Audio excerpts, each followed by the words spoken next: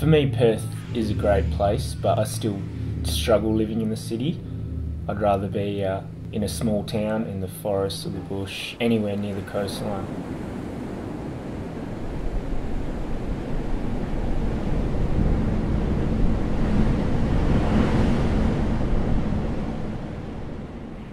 I sort of grew up being passionate about surfing, and that's all I wanted to do. I didn't care about anything else. And I think that surfing almost found this passion for me. It's how I landed in the industry.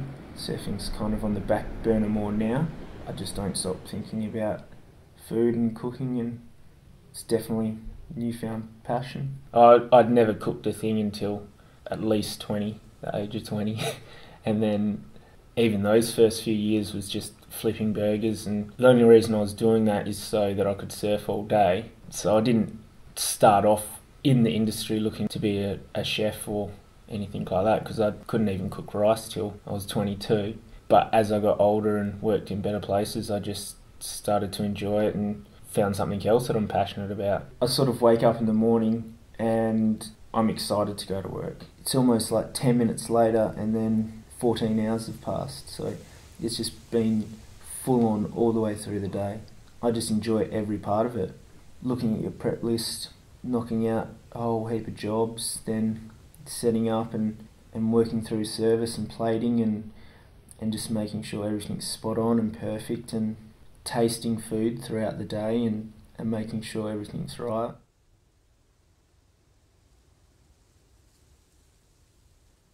Once I started there, I went back to square one and learnt everything properly. I was taught everything in the classical French way, so very traditional. And then over the years that I was there, progressed and learnt newer style of cooking with sous vide and liquid nitrogen and using a few more of the gadgets.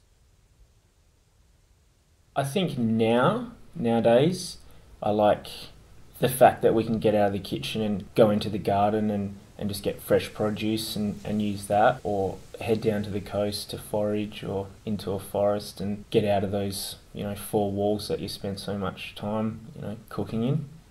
I have worked with some botanists and I guess semi-foragers before, but yeah, nothing too full on. It's a lot more trial and error, and then reading books, but also just what I was used to with always exploring in the forest or down on the coast. So it sort of just worked its way into cooking as well, and it's two things that I love, so it's just perfect to combine them and bring them both together. You see people doing the same things and they're inspired by chefs that they like. What inspires me is people doing something different and pushing the boundaries. Hopefully they're drawn to it, seeing it first and then eating it second, and there's shock value there, then it makes it more interesting. I just want to see what else is out there, look at every different cuisine and just use all the things that I like from it.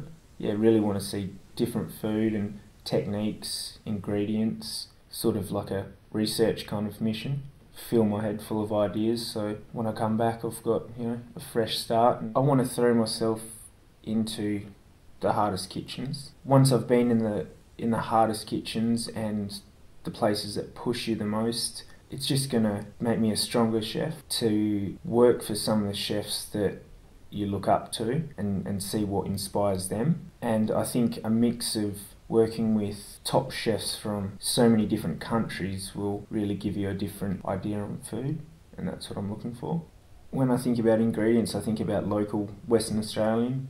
Merlyn is a huge one for me, and seafood, I love it.